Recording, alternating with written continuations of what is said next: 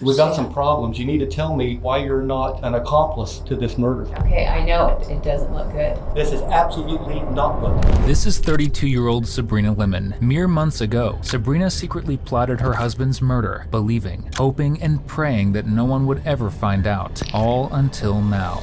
I would never want Robert dead. Yes, you did. You can't just go out and commit murder just to think that you're doing God's work. Detectives suspect that there is much more to Sabrina's story than they know, and over the course of this interrogation, they will uncover each and every single one of her dirty secrets. From a hidden love triangle, I think he's such a husband. I've had him killed by Jonathan, so you two could be together. to a motive far more twisted than anyone knows. This is a man of God. He's having an affair with a married woman. Hearing it out loud, it doesn't even. Sounds retarded, right? Yeah.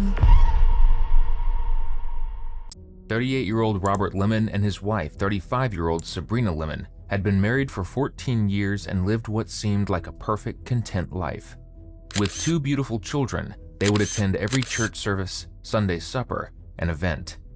Tragically, they could never have imagined how everything would come to an end on August 17, 2014. Rob worked for Burlington Northern Santa Fe Railway as a carman. Sometimes he would have to cover shifts in Tehachapi, which was a 2-hour drive from his house. On August 17th, he had to cover a Sunday shift at the Tehachapi shop, but at some point Rob stopped responding to calls from the field, which was extremely unusual. So a colleague came to check on him in his office and found Rob lying on the ground, bleeding from his head, and shot twice. He immediately called 911, and within minutes officers arrived at the scene, who unfortunately didn't have a lot to work with. The only real lead they had was that there was only one road leading in and out of the industrial area where Rob's shop was located, which fortunately was filled to the brim with surveillance cameras. Going through the footage, these same cameras had caught a helmeted motorcyclist on a Yamaha wearing a red bandana who entered the industrial area when Rob was killed. A few minutes later, he then left, limping his way through the rail yards. But even with this, there was one problem. Officers had no idea who this was. So they released the footage and put up a $100,000 reward for anyone who could help identify their suspect. Fortunately, 2 weeks later, something much more than just a tip came in. A friend of both Rob and Sabrina told police that a firefighter he knew, Jonathan Hearn, who was acquainted with the couple, had sent him a disturbing voicemail and letter.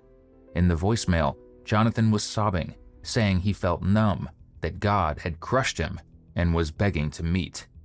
Digging deeper into Jonathan, it quickly became clear that he was more than just an acquaintance. Behind Rob's back, Sabrina had been in a secret affair with Jonathan, one that no one had known about. So could this have been a plan hatched by the two to live a fairy tale life? To find out, officers bring Sabrina in for questioning. Now, before we get to her interview, as you'll see, the files released to us seem to be missing the first part of Sabrina's interview. But don't worry, you won't be missing out on much. At this point, after an hour of talking to her, the only thing she's admitted to is her affair with Jonathan, which is exactly where we pick up. How did you and Jonathan, so were you actually talking about getting divorced and you guys being together? Did you guys make a decision to do that, or were you moving forward, or no? We talked about it, and we were living. It wasn't, like I said, there were no dates, or there was no,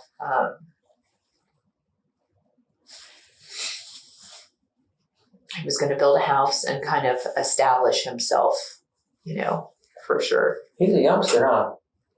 How old was he? 25. 25. Okay.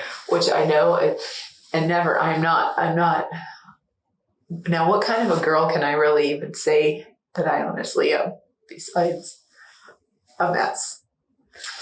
But I am not one of those that like, oh, look at that young guy, The girls and you have a friend who, she'll be 40 and she was just dating a 20-year-old and she has a daughter who's 20. I'm not judging. And we're like, we kind of were just like, but he was we were like, what is going on here? This is just, hey, and I drank through it and I tried to make him feel comfortable, Yeah. I listened to some Sublime and like try to be 20 again with him, but no, Jonathan was different. He was not, oh my gosh, he's like an old soul. Okay. kind of thing, so. Young kid at heart, but he probably, because he was I admired homeschooled, he was a lot around his parents and stuff, and so they probably brought him up differently than what you would if you were going to a general public school. I'm not judging you for dating a 25-year-old. I understand. I'm just saying that that wouldn't be one thing. I wasn't after anything. I didn't even know I didn't even know it was actually possible, just because Rob and I had a good marriage, Yeah. as far as we did. Really, we did. Sabrina is 13 years older than her lover. They met in August 2012 when Sabrina was 35 and Jonathan was 22. Sabrina was working as a sample server at a Costco in Victorville when Jonathan came in to buy food for his fire station. They exchanged numbers, and soon their affair started, and now 3 years later her husband is dead, all over some samples at a Costco. I noticed there was a bunch of conversations, obviously before Rob was murdered, during and after he got murdered. How did Jonathan know that Rob was going to be working in Tehachapi? Well, he wasn't supposed to be working in Tehachapi, but I did tell him. Okay. But I would tell him, I would tell him his schedule. I would tell him, I'd even give him dates and stuff like that, because his schedule was crazy too. And then if it was times where it didn't work out for us to get together, but I kept him posted pretty much. Now, I noticed before, when Rob left for work the morning, let's talk about the 17th, okay? Rob left for work in the morning, and I noticed that you had an 80-minute conversation with Jonathan. What do you guys talk about? Talked about church, I believe. And he had worked, and he was pretty thrashed from work. But what he was gonna do that day, we'd even talked about seeing each other, but I was getting the kids ready for school, and it was just not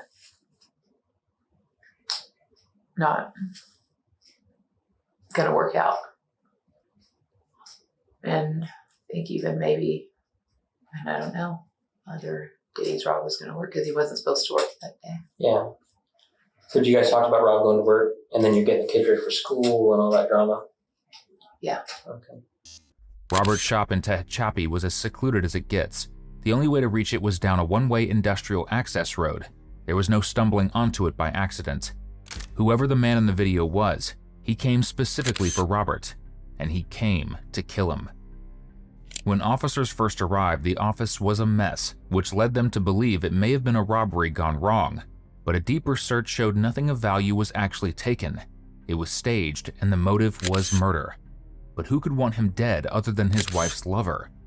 After your guys' 80-minute conversation ended at afternoon, you texted Jonathan seven different times with no response back. He didn't text you back. What were you thinking? He was sleeping. That's Did I? That's what you thought he was doing? Yeah, I think so. Okay. Did I put that? I don't remember. I don't know.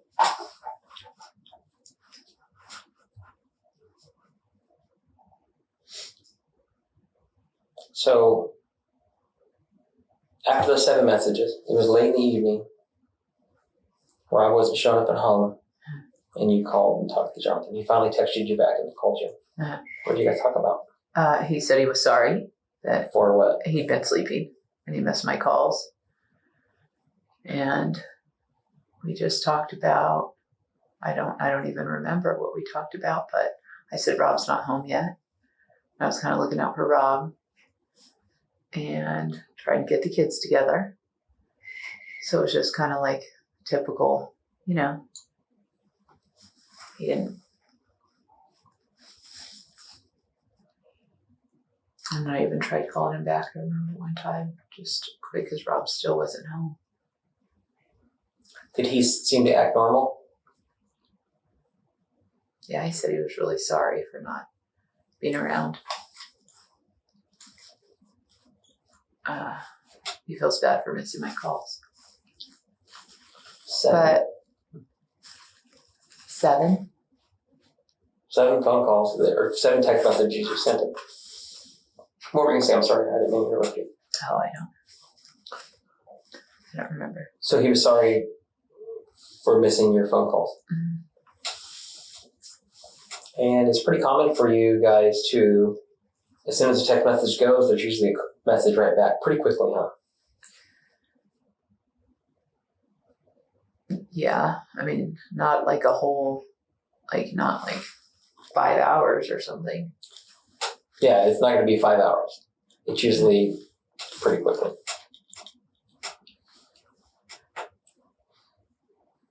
So he seemed pretty normal? Yeah. Okay. Did he give you any indication that he may have gone and saw Rob or talked to Rob or anything like that? No. Okay. Not at all. He did go see Rob. And I think now you probably know that. It's so hard for me. I know. That's unbelievable to me. Like, I seriously would feel like there's no way that he'd be capable of that. How come? I just feel like he would never want to lose. I mean, just like, I can't imagine that, you know? I just didn't think he could do something like that, you know? He was there. So you want me to tell you what he did? He drives to Tehachapi.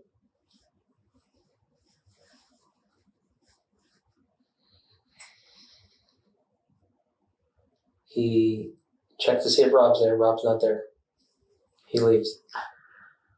He comes back, and he waits for Rob to come drive to the property.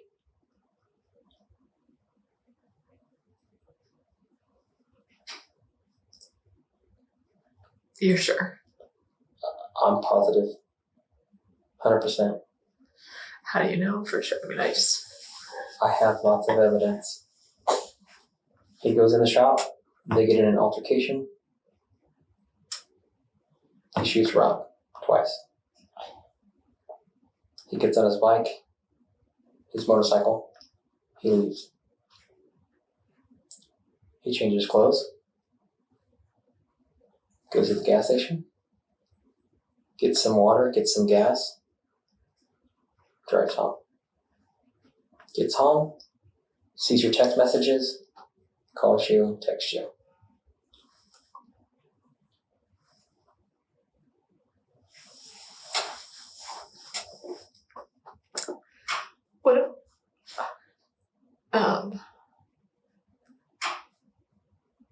What do I say to that?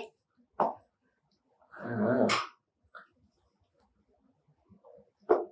Did you guys ever talk about it? We've talked about it a lot. I've heard a lot of your conversations. A lot. Yeah. After the tip came in, officers got a court order to wiretap Jonathan and Sabrina's phones. And over the following months, they captured thousands of calls and texts, 5,909 contacts between June and September 2014 alone. What they heard was interesting, to say the least. I love you so much, Sabrina. You have changed my life and changed my heart. Yeah, a whole load of flirting between these two monsters. And if you love watching killers like Sabrina realize they aren't winning an Oscar, subscribe. That's literally all we do here. So I hear this, and the other detective said, like, you know, I text him right away. I feel like I didn't even, I know that I did let him know what was going on. Mm-hmm. With Rob being at work. Oh, at work, and then after he was murdered. Uh-huh. After I found out. What did Jonathan say? he couldn't believe it. He was so sorry. Who did this? How could this have happened? Was it, you know what? There was so, like, that all is a true blur, you know? So it was just like, I was in shock. I couldn't believe it. But in my head, there always has been like, if affair was to come out, that would look really bad, you know, kind of thing. That would look really bad. That would be really just devastating. I mean, so then I was just like, how devastating. And then I was like, on top of that, it was just devastating, period. As in the perception of people looking in, devastating at the whole everything? I definitely didn't want that to be like, it was already devastating. It was devastating to our family. It was devastating to our friends. It was devastating to the world, you know? Mm-hmm. And so I just felt like that would be so much more devastating, you know? Everybody looked up to Rob and I together as a team, you know?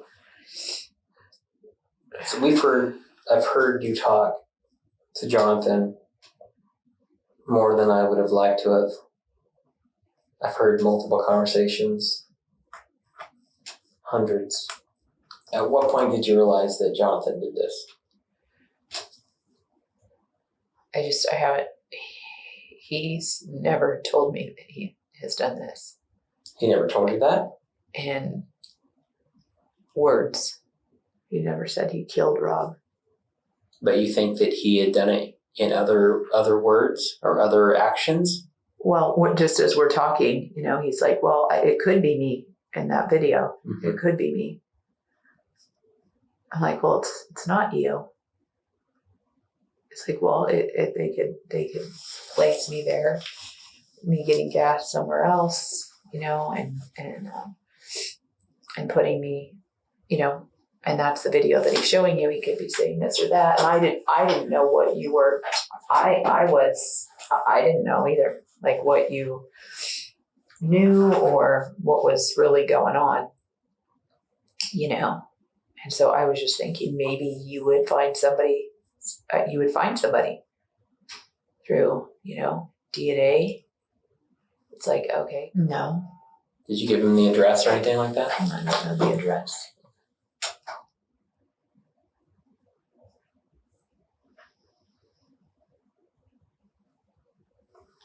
So I take it Jonathan's arrested. Yes. Oh my gosh. My question is, what I need to figure out so we can move forward is, how did he know that the shop was there? So you told him. Did you give him the address or anything? No, I don't know the address. Okay. I just kind of explained how it is, you know. And we had talked, yeah. I mean, he inquired on before, like, we talked a lot, you know, so you're like, yeah, Rob's attributes like this, you know, kind of like what he did, and calls him and I would tell him. Okay. So you talked to him in the morning, and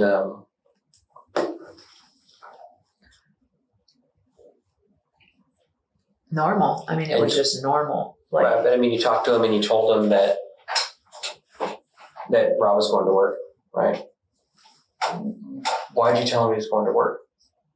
just so we could talk and possibly see one another, but talk, probably. I don't know why, because it was like, oh, because Tehachapi's gone longer, you know. What do you mean? Like they're 12-hour shifts, not 8-hour shifts. And then drive time, and sometimes he'd work over, you know, so it's like it's an all day. He's gone all day. All night, so. So you told him this so you'd have the opportunity to see Jonathan? Yeah, if he was available, if it worked out, or to like talk, to be able to know that it's not a time limit, as far as like it's a longer time limit, you know. before Rob would get home and you couldn't talk anymore. Yeah.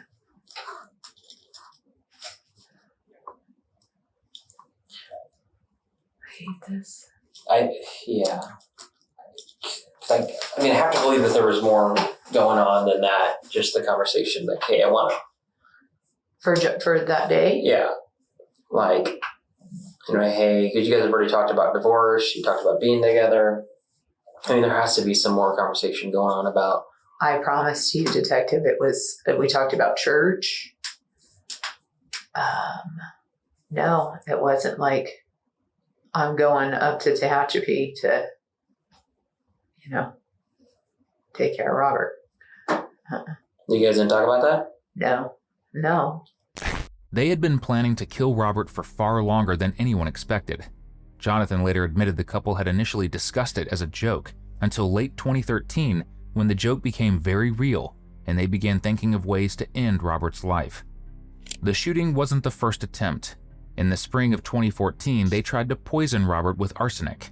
Search history from Jonathan's Google account showed that in March and April of 2014, he had searched for easy banana pudding recipes, arsenic trioxide poisoning, a CNN article about an arsenic murder, the Kern County Coroner's website, and how soon after a person dies does a life insurance pay out. He then laced a homemade banana pudding with arsenic trioxide and gave it to Sabrina, who snuck it into Robert's lunch, the one he'd eat during his shift at Tehachapi. This plan would have worked out perfectly, but Sabrina got cold feet. She later called Rob and told him not to eat the pudding since it had spoiled. When that murder attempt failed, Jonathan took matters into his own hands, believing he could do better. Okay. So how were your guys' conversations after the death of Robert? The following couple days? All over the place. Stressful, hard.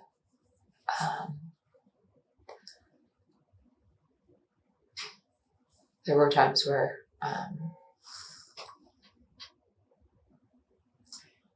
felt like he wasn't understanding. I felt God carrying me through this hard time, and finding strength to just want to take care of my kids and not drinking anymore, not going out, not like this whole different, like from how I was living.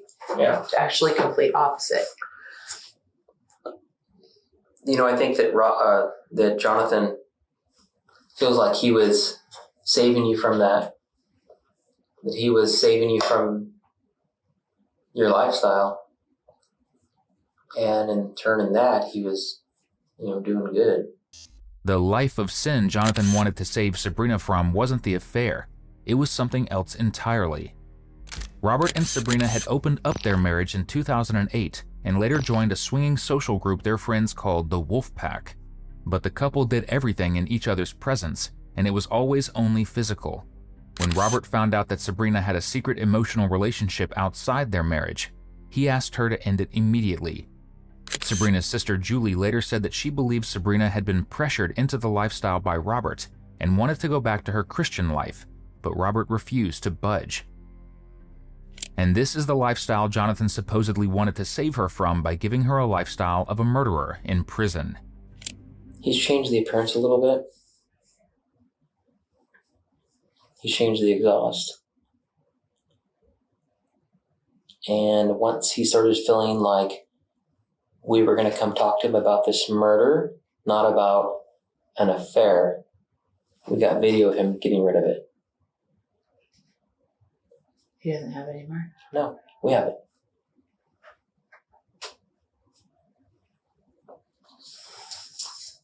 I asked him yesterday if his bike was running.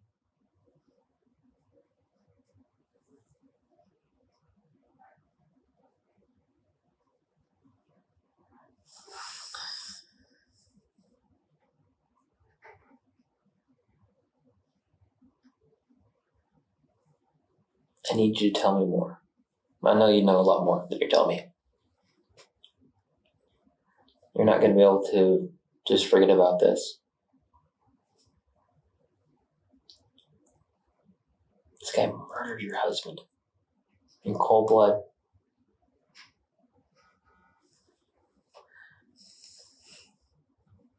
I can't believe it. Jonathan rode a Yamaha motorcycle, and on the day of the murder, he had used adhesive flashing tape on the gas tank, exhaust pipes, and rear fenders to alter the bike's outline and make it unrecognizable. He had also tried to disguise himself, but failed to do a good job. So I listened to your guys' conversation yesterday about the motorcycle. In your words, tell me what he told you. He said it's running, and he hasn't ridden it because it's cold. And since it's been cold, he'd come out on it when it was still nice. But he hasn't ridden it since it's been cold. Why would you ask him that? What prompted those questions? Because of these pictures. And then what did you start believing or thinking? I just kept watching the video, and I kind of was like, I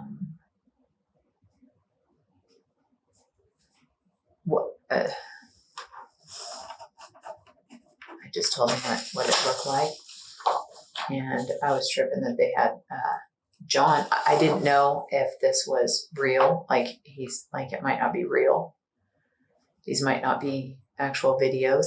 It might be set up. And I said, why I can't. Why would I set you up? Setting us up. I wouldn't set you up. Yeah. But in my head, I'm just tripping. Mm-hmm. I don't know. So why would you ask him if the bike was still running? I don't know why I asked that. Just are you riding your motorcycle kind of thing. That's what I meant. Is it even running? So then you kept watching the video of the store, and he asked you if it looked like him. And what did you say? What did you think? I thought that was weird. Yeah. You thought it was weird that he asked you that? What did you think about the picture? The video I sent you, did you think it looked like him? I mean, you've slept with this guy. You know his build, his mannerisms. What do you think? I just kept watching it. In my head, I can't imagine, it can't be him, So that's what I just thought. So, because he did ask you, does it look like me? Yeah. And did you think it looked like him? No, I didn't really think that it looked like him. I didn't see that. I didn't send it to you. I didn't think that looked like him at all. You changed clothes. Because of his blood all over his clothes. So he changed.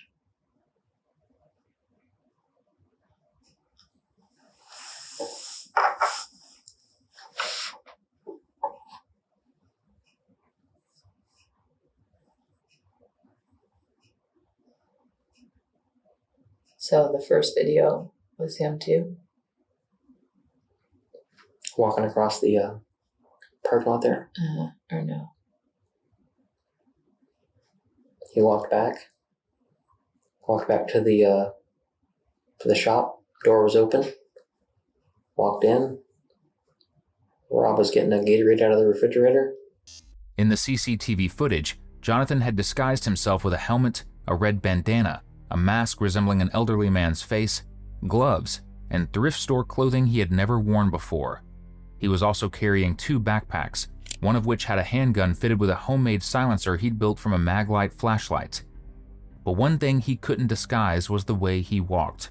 The man in the footage had the same distinct limp as Jonathan, so despite the costume, anyone who knew him, like Sabrina, would recognize him. You know what I mean? An affair is nothing. But murder? That's huge.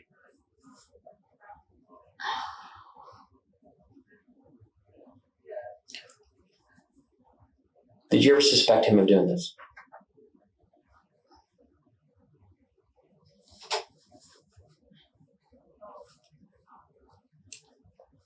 I didn't want to suspect him. You didn't want to? But did you? I just thought, who?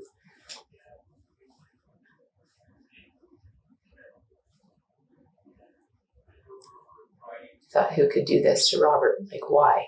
You know? Okay. So, Did I? I mean, it's yes or no. Did you ever suspect him of doing that? Yes, after seeing the video and conversations and, could have been me, but it could have been planted. It could have been all these things. It could have been, we could keep going over all these things. It could have been, they could say this, we could do this, kind of thing. We went over a lot of that kind of stuff, like a lot, and Because it wasn't about the affair. This is about him concealing the fact that he murdered your husband and he didn't want people to find out about it. This is what this whole thing was about. It wasn't about the affair at all. It wasn't about the affair. It's about the murder. And he thought he was doing God's work. Because you were living a life of sin. And he wanted to save you from that.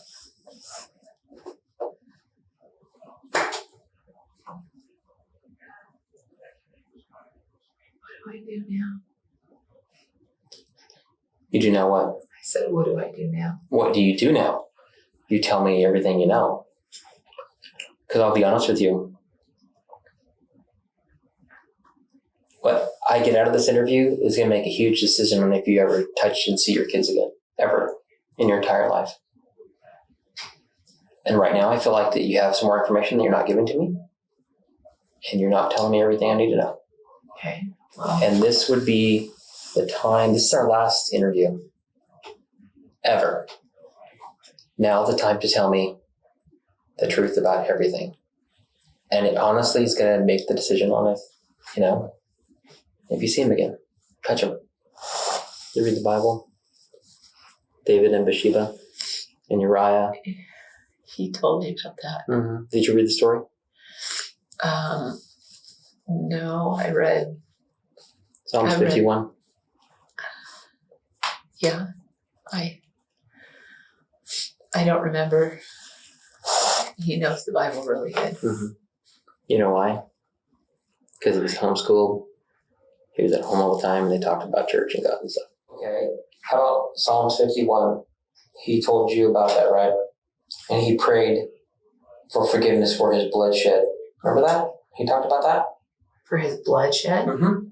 I think you were actually talking over him when he was talking about that. Because you guys do that a lot. You'll be talking, and then he talks, and you guys talk over each other. And then he prayed that God would forgive him for his bloodshed. I don't think you heard. If you did or if you didn't, you don't remember hearing that? No.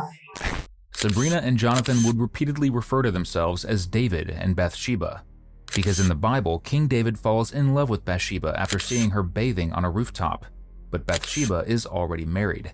So to get rid of her husband, David sends him to the front lines of war, essentially murdering him. Sound familiar?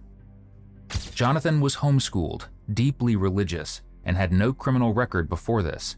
Sabrina was his first relationship, and he began thinking of himself as King David, delivering Sabrina from a sinful marriage, and framed the murder of her husband as God's work.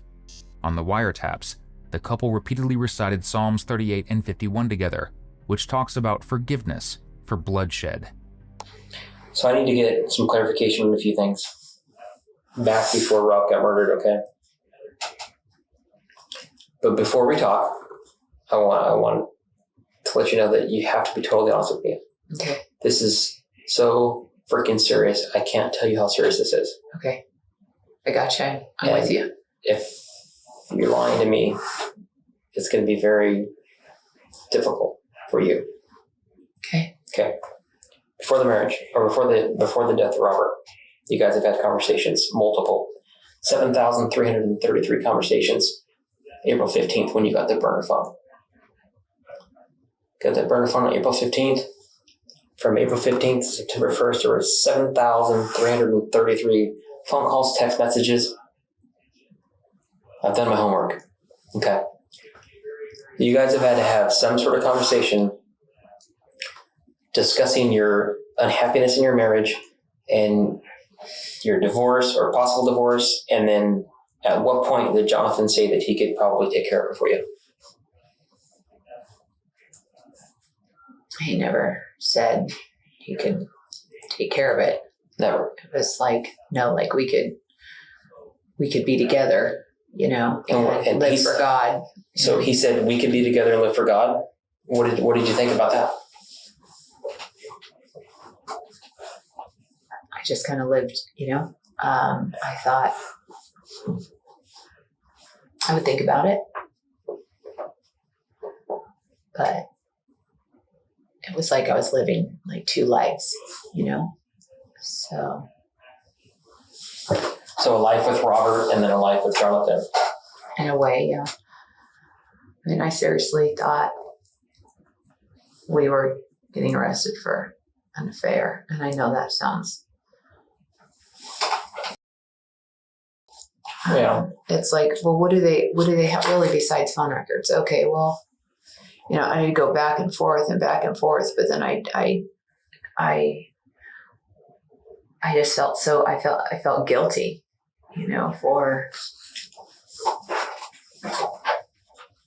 the affair and Rob being gone, you know. But then hearing it out loud doesn't even add up. I'm sorry? Hearing it out loud, it doesn't even. Sounds retarded, right? Yeah. Doesn't make sense. But Also, you guys had a conversation about me too. Remember that conversation? Well, lots of them. I mean, I came up in almost every conversation you guys have. Right? yeah, I didn't realize that he was like, I never had said your first name or I don't believe. And he looked in, you know, kind of just checking you out. And how did he do that? So, you know, I guess the computer. I don't know. Facebook. I'm not good. I'm not good on I don't do any of that stuff a whole lot. But so I knew that, and I was like, so I just kind of felt like he was doing homework for us for the affair. So Detective Meyer wasn't going to. He's by the book, very precise, cookie cutter or something. I don't know, black and white. So he got that from where? I guess from the internet. I mean, he didn't tell me where he got it from. He just said he researched. Another thing too, he mentioned is an attorney. That's why he said if, you know, like, you know, you feel uncomfortable or whatever, just ask for an attorney, you know. And so I've never done this before. Me either. And I felt overwhelmed and just like, well, maybe I should, just so I don't say something wrong. Because, I mean, What are you guilty of? I'm not having an affair. So why would you be afraid of saying something wrong? If you know that you can't be arrested for an affair, then what would make you think that you're going to get in trouble?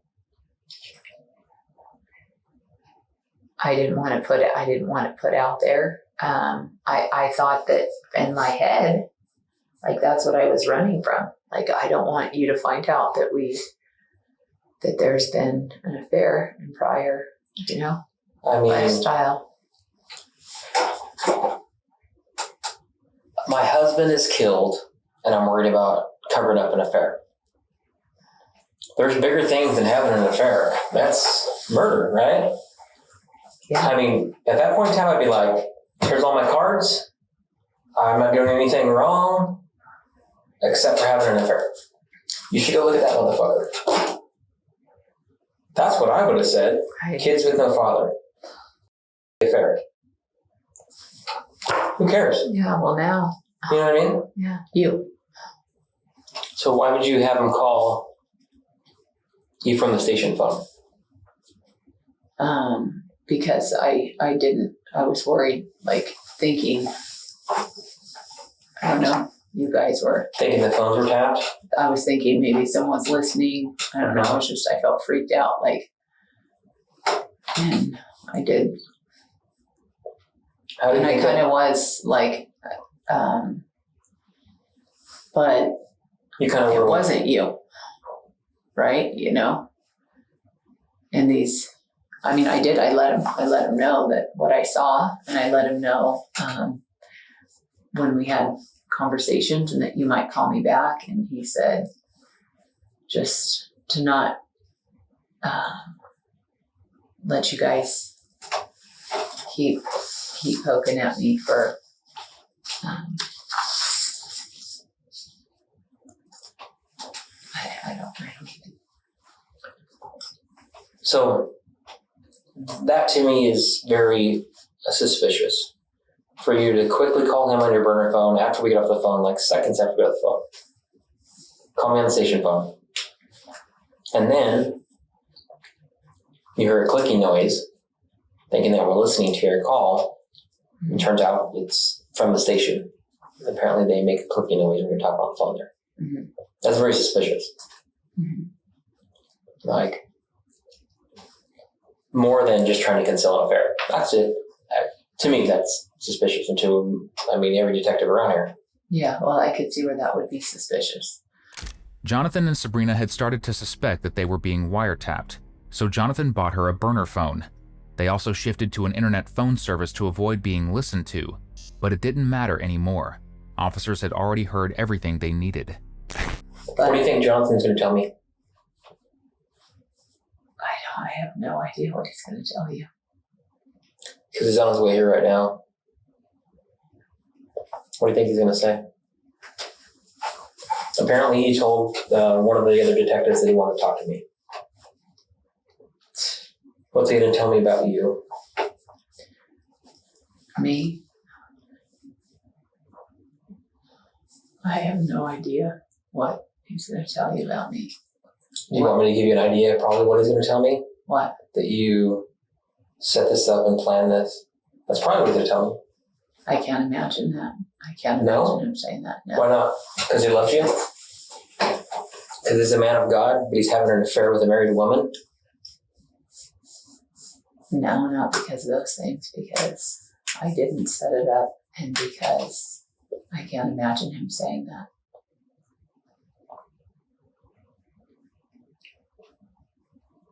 I'm kind of curious what he's going to tell me too.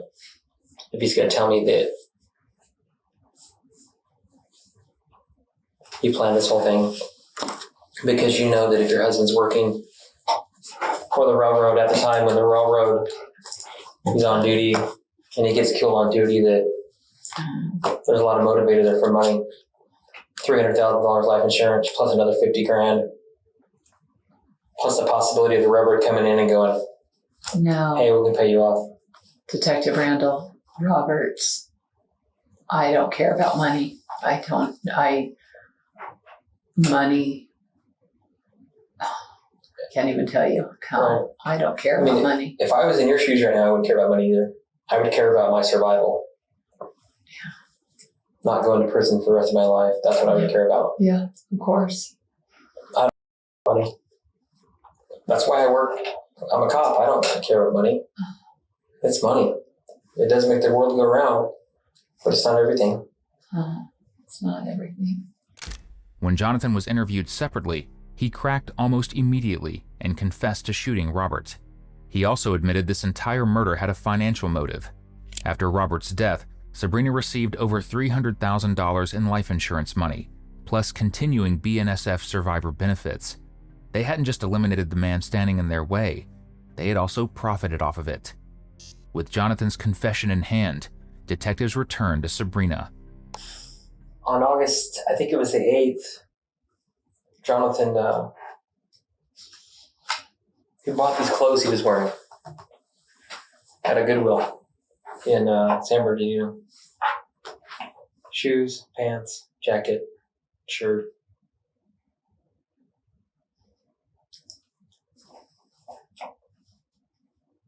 We found the receipt.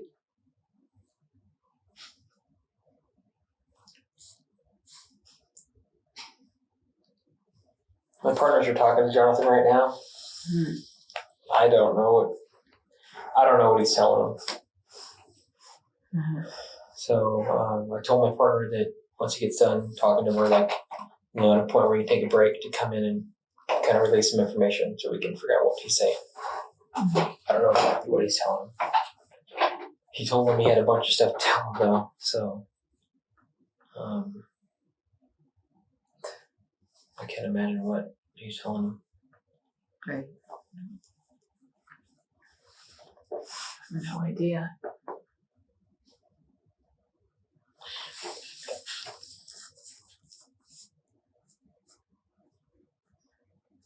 Well, he's telling him this? Huh? Is he telling him? I don't know. He's going to come in and talk to me. He'll come in and talk to us real quick. We'll just know exactly what is going on. I mean, I can't imagine that. It's hard for me to imagine that, honestly, that you didn't know that this was going on. You know what I mean?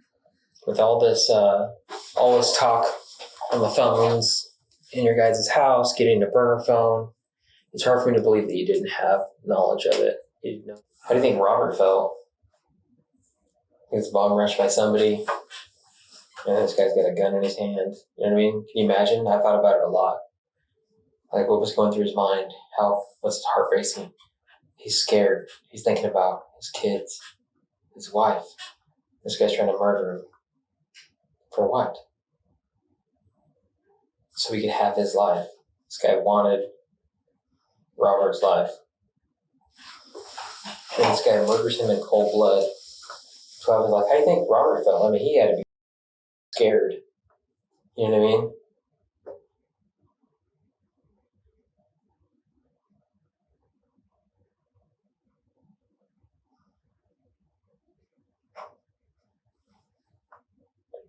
I didn't even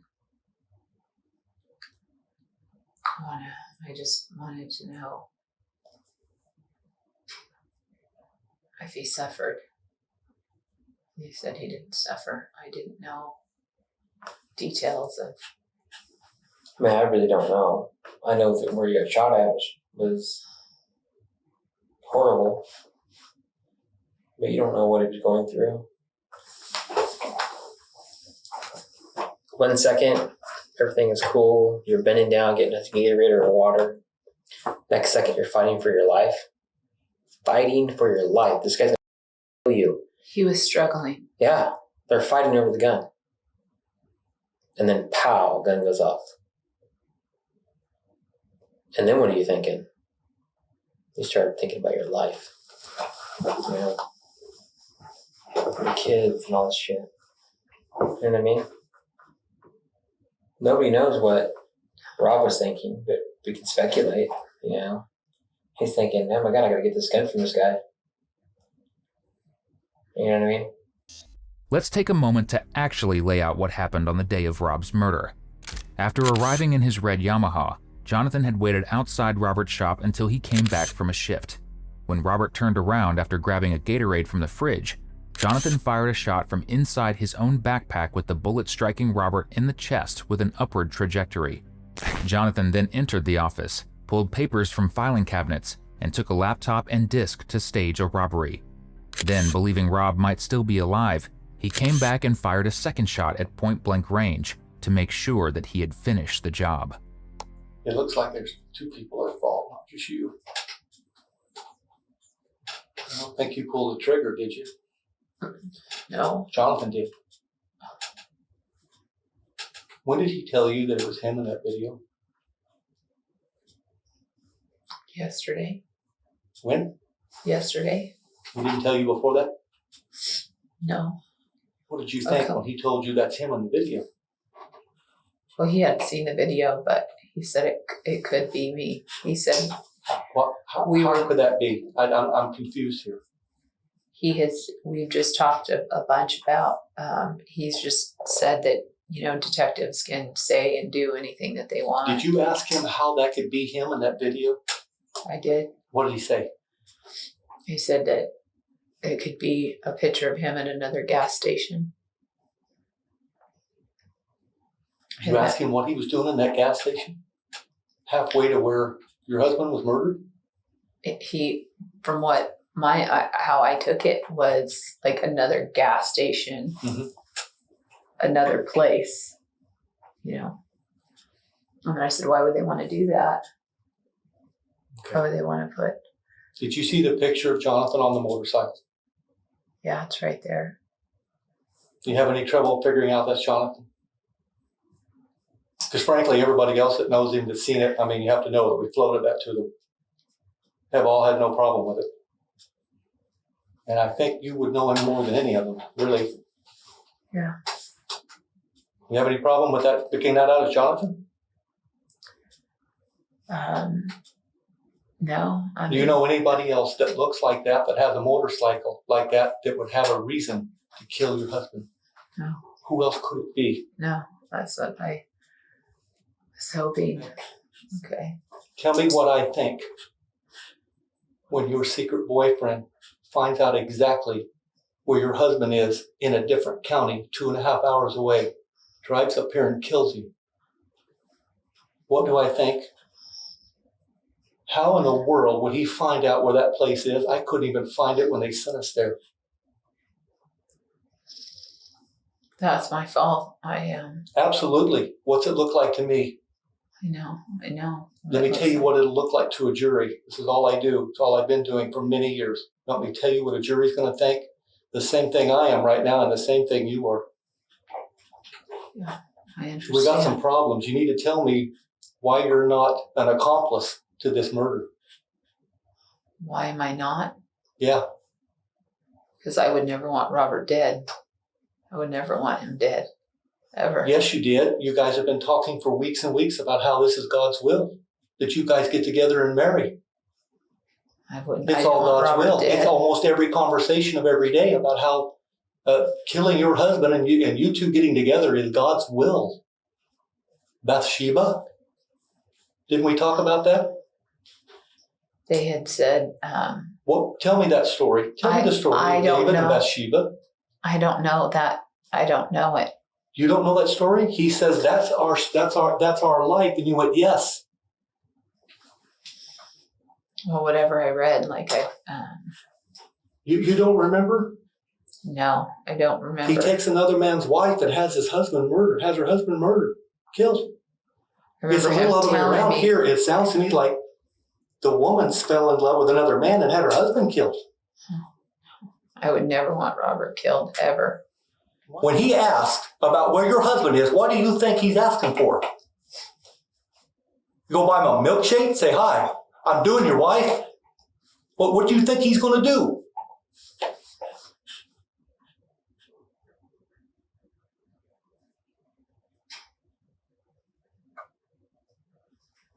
When did he tell you? You're not going to get another shot at this, I'm telling you. We're going to leave here in a minute, and we're not going to talk to you again. You'll want to, but your attorney won't let you, and it's too late. I won't talk to you late. We're done. Okay, let me ask you this. You wanted to speak to him. Yeah. What did you want to tell him that was so different than what you told me already?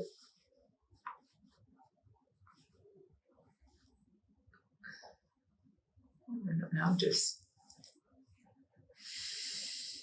Prolong the inevitable? Sitting in a jail cell? No. Wanted to apologize for not being honest with him. Telling him about our relationship before. That's the only thing that you want to apologize for, is for not telling us about an affair? Then it's my fault. We've established that. And I'm not here to kick you in the teeth. Robert is dead because of you.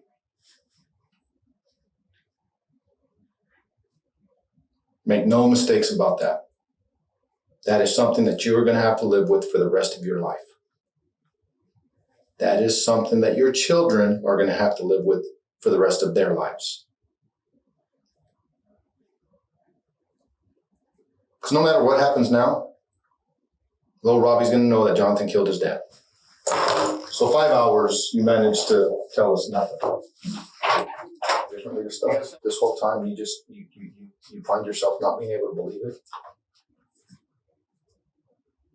But not once have you showed any anger or disgust, especially since you inserted him into your children's lives. That bothers me.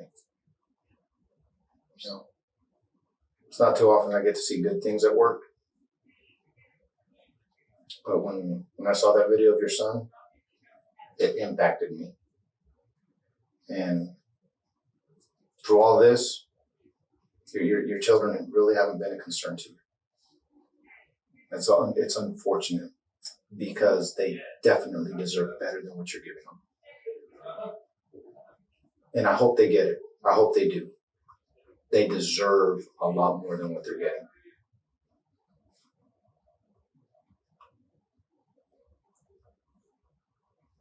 Dude, they're great kids. I wish I would have known them all. Definitely under different circumstances.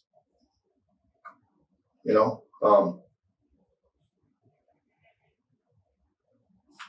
well, I'm spinning my wheels. Let's get you to jail. After 5 hours of going in circles, Sabrina gives detectives nothing beyond the affair and stonewalls her way through. Ultimately, when the case went to trial, Jonathan Hearn pled no contest in January 2017 to voluntary manslaughter, attempted murder, willfully mingling a harmful substance with food, and being an accessory. He was sentenced to 25 years and 4 months.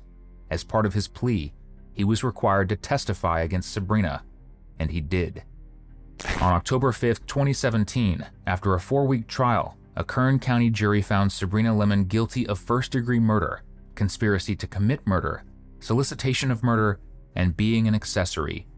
While she was acquitted on the attempted murder and poisoning counts, she was still sentenced to 25 years to life in prison. We hope you enjoyed today's video. 85% of our viewers aren't subscribed, so if this is the kind of content you come back for, just hit subscribe. It's the single biggest thing you can do to support the channel. If you want to keep watching more, check out one of the most intense cases we've ever covered right here, or catch up on our latest upload right here.